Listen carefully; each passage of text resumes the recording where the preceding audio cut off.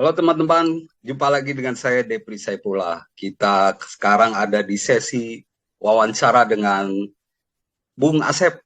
Asep ya? Iya, iya, iya. Kebenaran Asep penulis dan pengamat sepak bola Asia Tenggara lah. Ya,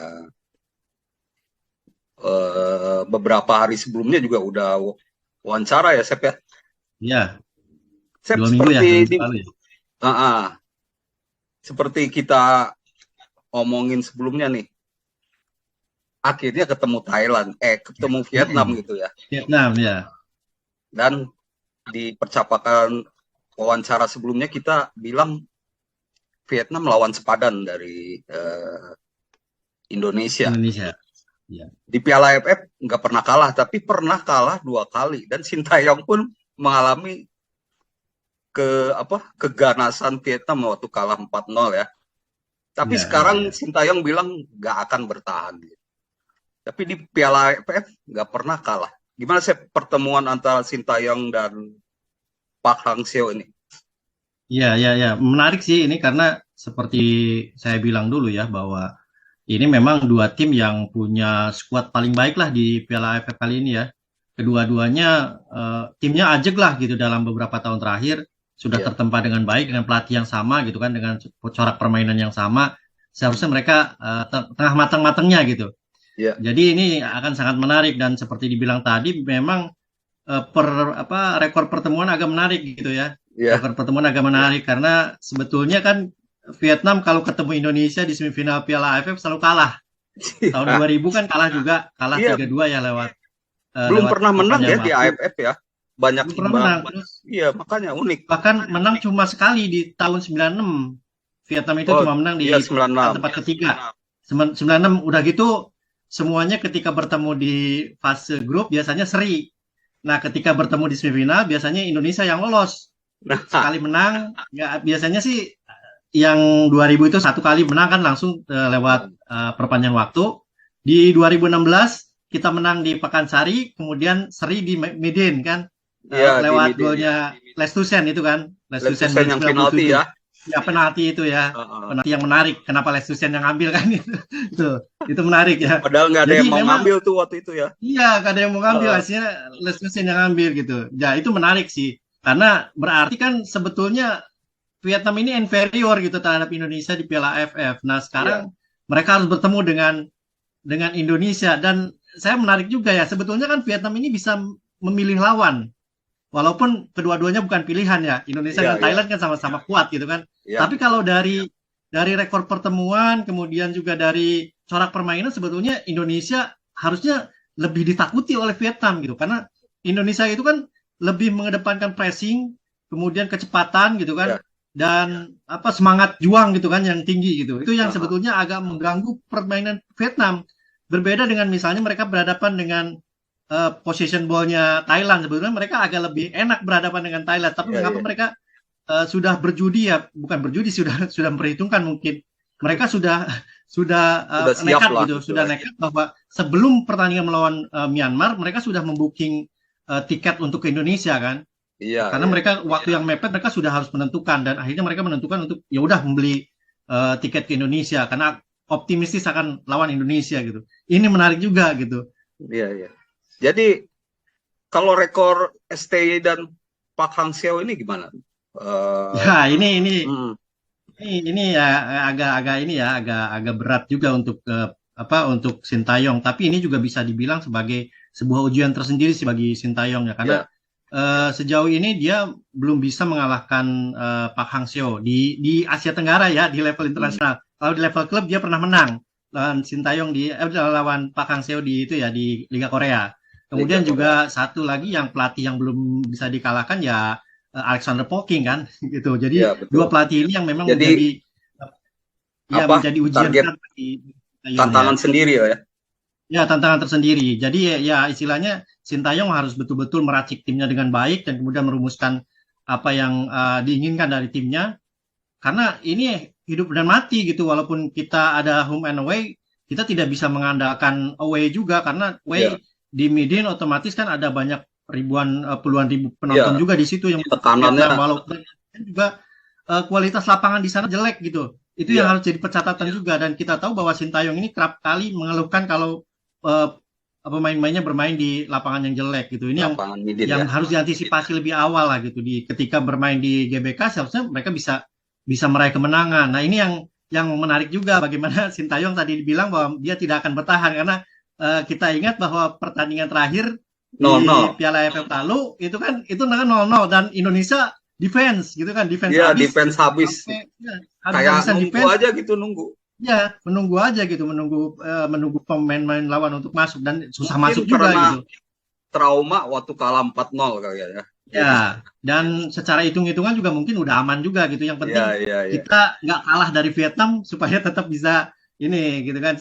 Yang penting masuk semifinal kan waktu itu kan. Jadi apalagi ketika akhirnya kita jadi juara grup kan lebih enak gitu kan pada waktu itu gitu. Mungkin itu Sep, perhitungannya. Sekarang perhitungannya beda gitu. beda ya.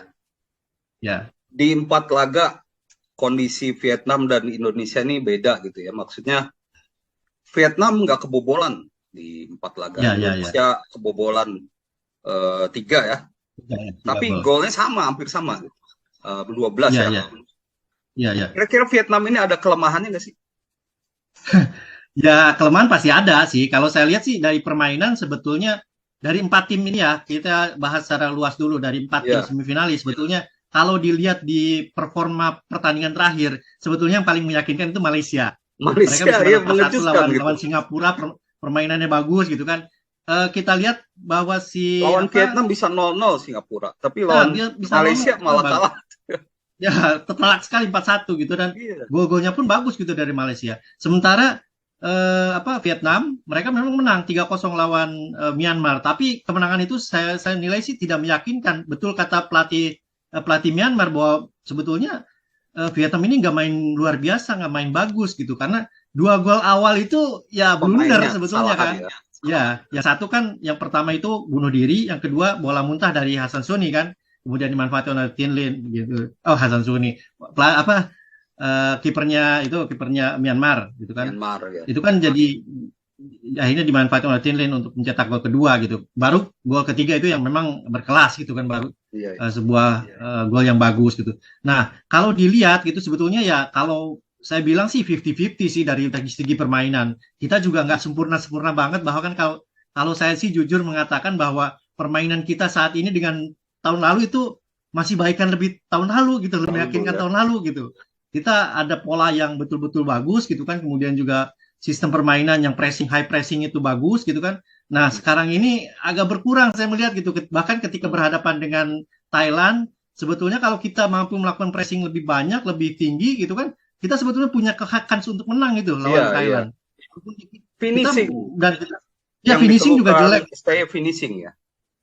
Iya, itu yang menjadi permasalahan sebetulnya. Nah, ini yang harus betul-betul dirumuskan lagi oleh si Sintayong nih untuk berhadapan dengan Vietnam, karena Park Hang-seo pun dengan perhitungan bahwa dia akan berhadapan dengan Indonesia bahkan sebelum lawan Myanmar, tentu dia sudah merencanakan sesuatu untuk berhadapan dengan Indonesia gitu. Nah, menariknya sebetulnya pola permainan kedua tim ini kan sama ya, mengandalkan sayap, keduanya kan sayap ya. Kalau sayap, Vietnam ini ada Kotantai dan Nguyen Phan Chung ya. Ya, dan si itu juga Doan Van Hao, jangan lupa.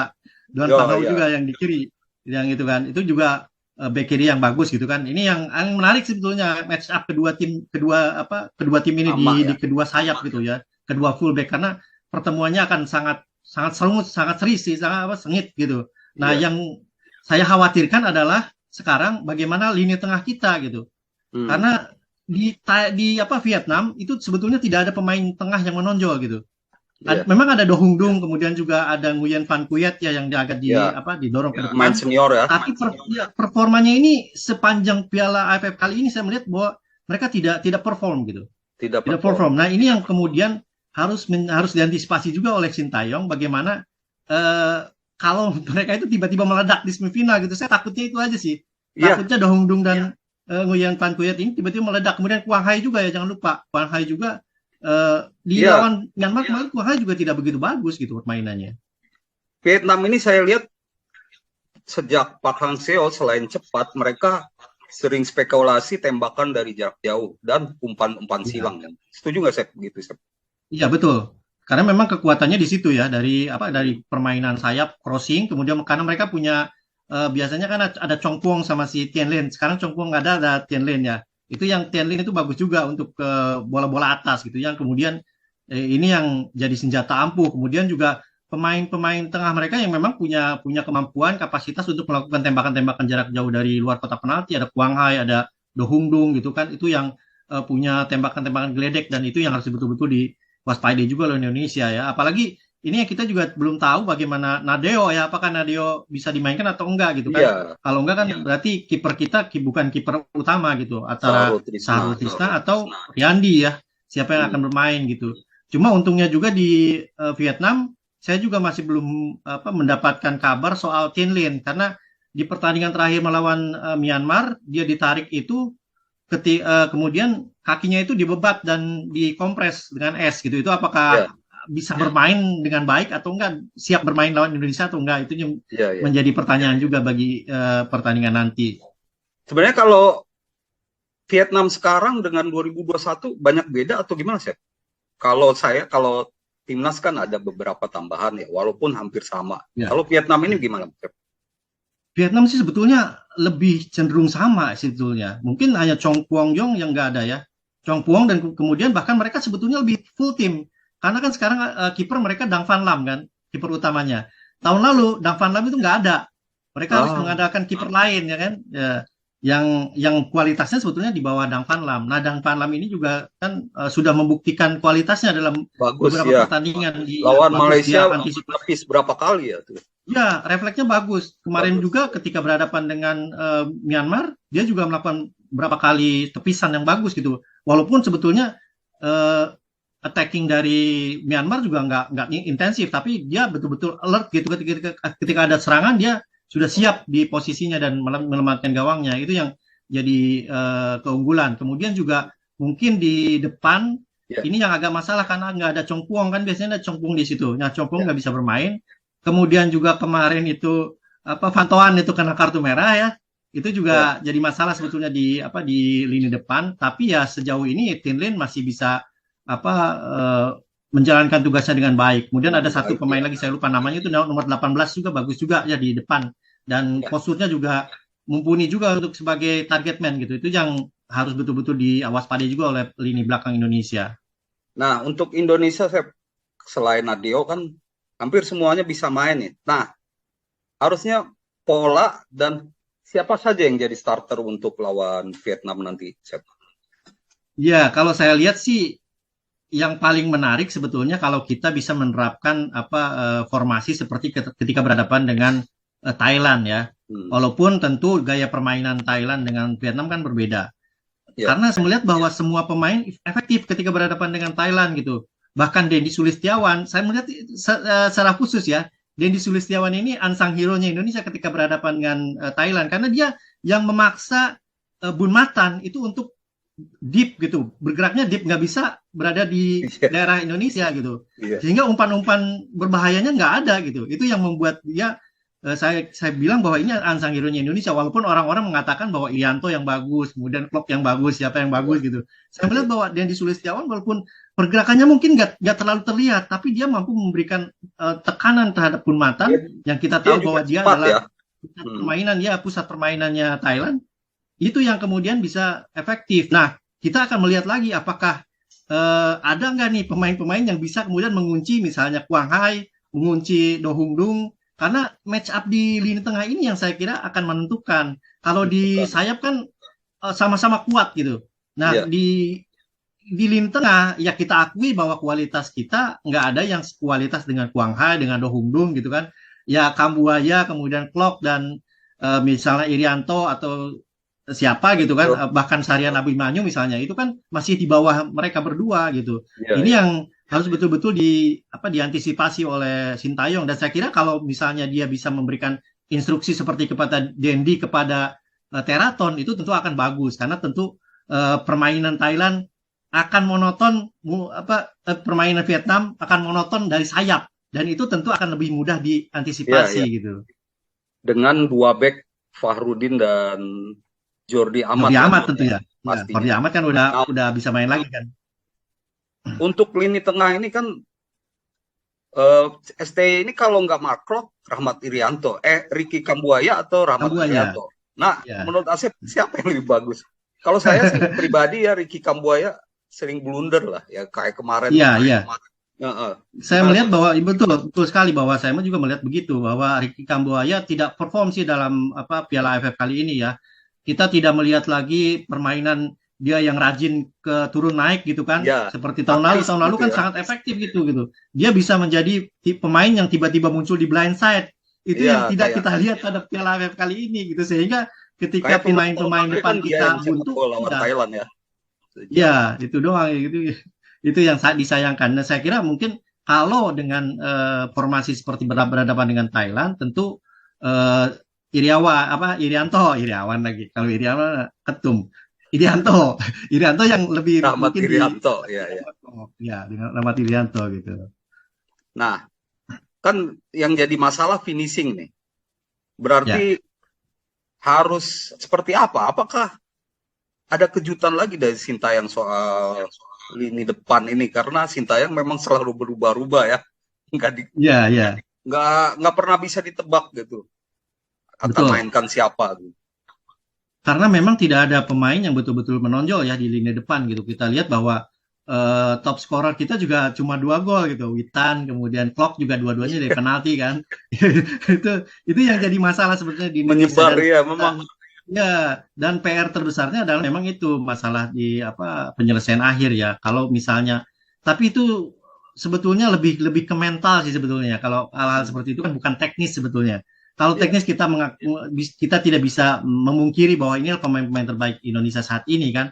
Kita ya tidak bisa menghujat Witan juga ketika dia tidak bisa mencetak gol yang harusnya gol gitu ketika berhadapan dengan Thailand. Kemudian Kambuaya juga yang kemarin yang seharusnya bisa mencetak gol gitu. Tapi ya itu tadi bahwa mental sih sebetulnya. Nah, ini yang harus betul-betul didorong lagi oleh Sintayong, harus ditekankan kepada para pemain depan terutama untuk lebih percaya diri untuk melakukan tembakan dan yakin aja gol gitu, yakin gol itu yang harus penting sih. Kalau soal teknik soal apa mereka saya kira mumpuni lah. Spaso juga ya. Kalau misalnya bisa didorong dan kemudian semangatnya, kemudian motivasinya lebih tinggi, tentu bisa mencetak gol juga, bisa menjadi harapan untuk Indonesia berhadapan dengan Vietnam nanti. Apalagi kan Vietnam ini saya lihat bahwa memang mereka pertahanannya lebih tertata dan rapi ya, karena Dang Van Lam, kemudian juga Quang Ngoc Hai sama Dodo Iman itu kan sudah sering kali bermain ya, terutama dua center back-nya itu kan udah ya 5 tahun ini ya dua itu yang selalu menjadi tumpuan utama Pak Hang Seo, sehingga ya otomatis mereka lebih padu, chemistry-nya lebih dapat gitu. Kemudian Dang Van Lam juga kita udah bicarakan tadi bahwa dia punya fisik bagus, kemudian juga punya penyelamatan bagus dan sangat alert gitu, dan itu yang harus betul-betul diperhitungkan juga gitu bagaimana membongkar pertahanan. Tapi kalau saya lihat sih sebetulnya Vietnam ini juga masih tetap bisa ditembus gitu kan, bukan kemudian mereka walaupun belum kebobolan, bukan mereka itu tembok Berlin gitu atau tembok Cina gitu yang susah diruntuhkan. Masih ada celah-celah yang bisa itu ya. Apalagi kalau kita bisa menyelinap dari kedua sisi sebetulnya. Kalau saya sih melihat itu karena Duan Van Hau terutama itu kalau sudah berada di depan itu biasanya agak careless, agak ceroboh untuk bertahan kembali gitu. Itu yang mungkin bisa dimanfaatkan oleh entah itu Egy atau Witan gitu kan yang beroperasi di situ gitu. Atau mungkin Sadil gitu kan. Entah siapa yang dipasang di situ gitu. Memanfaatkan itu gitu yang harus dilakukan. Apalagi kita di belakangnya kan ada Asnawi yang juga punya kecepatan gitu. Ini yang seharusnya bisa dimanfaatkan betul-betul. Seorang pemain yang bisa mengatur ritme juga ya. Iya, betul. Dan dia nahan bola tapi bisa lari cepat juga gitu. Ya, dan dia tahu kapan harus nusuk, kapan harus melebar gitu kan. Itu yang sebetulnya bisa dimanfaatkan. Korea cukup bagus buat. Ya, betul. Karena saya melihat bahwa Duan Van Hau memang salah satu back kiri terbaik di Asia Tenggara saat ini. Tapi kalau kita bandingkan, kelasnya itu masih di bawah Teraton Bunmatan ataupun Sasalak gitu kan. Sasalak Hyprakon gitu. Karena dia tidak memiliki umpan crossing yang bagus juga gitu kan, dan bertahannya agak lambat gitu. Itu yang sebetulnya bisa dimanfaatkan oleh Indonesia kalau saya lihat ya. Walaupun untuk menembus Dari tengah agak sulit karena saya bilang tadi bahwa Peng Hai sama Do Duiman itu kuat sekali bertahannya. Jadi Indonesia harus manfaatkan sayap juga ya. Sayap juga karena kita kan terutama punya pemain-pemain yang sangat cepat di situ kan. Witan, Sadil, kemudian Egy gitu kan. Kemudian di depan juga kan entah itu Dendi atau kalau Spaso gitu kan, itu ya Sayuri gitu kan, itu kan pemain-pemain cepat ya, itu harus dimanfaatkan oleh Indonesia karena ya saya kira bahwa itu yang akan membuat Vietnam agak keteteran karena Vietnam juga sebetulnya tidak punya pemain-pemain yang punya kecepatan tinggi seperti mereka. Walaupun ya di sayap mereka juga Ho Tan Tai memang bagus gitu kan. Kemudian Doan Van Hau bagus. Cuma mereka kan kapasitasnya bukan untuk menyerang tapi lebih ke fullback gitu kan, wingback gitu. Sementara di winger mereka agak kurang cepat sebetulnya kalau saya lihat. Kalah kecepatan dari Indonesia dan itu yang harus dimanfaatkan oleh Indonesia untuk mengalahkan Vietnam. Terakhir nih, Sep, di latihan ada formasi yang kemungkinan Sintayong memakai 3 back gitu. Dengan 3 back, tengah 4, dan depan 3. Nah, kalau dengan formasi itu gimana? Bahaya atau gimana lawan? Sepertinya akan menguasai lini tengah gitu, Sintayong ini. Iya, kalau betul 3-4-3 otomatis ya yang saya bilang tadi bahwa Indonesia akan memanfaatkan kedua sayap karena otomatis kan di sayap di tengah itu tentunya kan Asnawi dengan Arhan kan sebetulnya di situ. Kemudian di depan otomatis ya dua winger. Ya dua pemain ini kan keempat pemain ini akan lebih sering menekan gitu karena tugas mereka di belakang tentu akan lebih di backup oleh 3 pemain di belakang sama 1 atau bahkan 2 gelandang bertahan, terutama mungkin Irianto yang bisa muncul ke belakang gitu kan untuk menambah jumlah pemain ya ketika bertahan, ketika transisi dia bisa langsung ke belakang gitu kan, menjadi 4 pemain belakang gitu sebetulnya gitu. Ya ini yang betul ya saya kira agak tepat juga ketika berhadapan dengan Vietnam dengan menggunakan 3-4-3 karena saya katakan tadi bahwa kita memanfaatkan kecepatan dan pressing tinggi gitu. Itu yang kuncinya melawan Vietnam karena Quang Hai kemudian juga Do Hung Dung selain mereka belum perform, kecepatan mereka juga tidak begitu bagus gitu kan. Walaupun yang kita harus waspadai adalah umpan-umpan ajaibnya Quang Hai, dia no look pass-nya itu loh. Itu yang saya kira bahaya itu nolok pasnya dari Quang Hai itu berapa kali saya lihat itu berbahaya gitu yang harus betul-betul diwaspadai juga oleh pemain-pemain belakang dan saya kira dengan misalnya ada 2 pemain yang khusus di tengah itu betul-betul tidak terlalu involved untuk menyerang karena sudah ada wingback yang lebih sering menyerang gitu kan. Saya kira lebih aman lah ketika berhadapan dengan Do Hung Dung atau Quang Hai yang punya kualitas tinggi ya. Ya intinya STI udah tahu lah apa yang harus dilakukan ya. Dan pertandingan nanti pastinya sangat-sangat menarik lah dengan 2 leg. Terus kita main dulu di SGBK gitu kan. Sebagai tuan rumah. Yang pastinya jangan sampai melempari bis lagi ya. Nah itu yang ditakutkan sih itu sebetulnya. Kalau saya sih lebih takut supporter kita overreaktif ya karena hal-hal seperti itu karena ya itu mencoreng persepak bolaan kita gitu. Tanpa penonton juga sangat, gitu ya. Iya, sangat disayangkan kalau sampai itu terjadi karena saya sih khawatir karena beberapa kali kan timnas juniornya Vietnam ini kan bermain di Indonesia ya sepanjang 2022. Itu kan reaksi dari penonton kita kan luar biasa gitu kan, luar biasa buruknya gitu. Bahkan ketika di Maguwo Harjo itu kan sampai ada dilemparin segala macam, dilemparin botol dan segala macam ya. Itu yang saya harap sih tidak sampai terjadi di pertandingan nanti gitu. Apalagi bagusnya sih bahwa saya baca itu di media Vietnam bahwa FIFA sudah menurunkan satu security officer kan untuk mengawasi pertandingan nanti. Kemudian AFC juga udah menurunkan dua match commissioner kan untuk mengawasi pertandingan. Sehingga karena yang kasus Thailand itu gue juga heran kenapa nggak ada penjagaan. Nah itu masuk pintu merah kan itu di pintu merah itu kenapa polisi nggak jajar di situ gitu. Iya, itu yang kan yang dipertanyakan juga oleh Paul King kan. Kenapa seharusnya itu jalur steril gitu, Ini tapi kenapa nggak steril gitu. gitu? Kenapa Ya, supporter bisa ya, cuman ya itu mungkin jadi evaluasi dari ya penyelenggara dan harus pasti, PSSI ya pasti, pastinya. ya pasti. Oke, Sep, terima kasih banyak nih waktunya, udah 20 menit ngobrol-ngobrol Siap. soal Piala AFF. Mungkin kita berharap ketemu lagi jelang final ya, Ya, ya. dan juara Mudah-mudahan mungkin. Indonesia lolos ya. Obrolan-obrolan seperti ini menyenangkan dan penting buat teman-teman subscriber Devri Saipula. Terima kasih. Terima kasih, Sep. Teman-teman, Ya, sama-sama. demikian obrolan kita dengan Asep Ginanjar, jurnalis dan juga pengamat sepak bola Asia Tenggara. Terima kasih perhatiannya dan salam olahraga.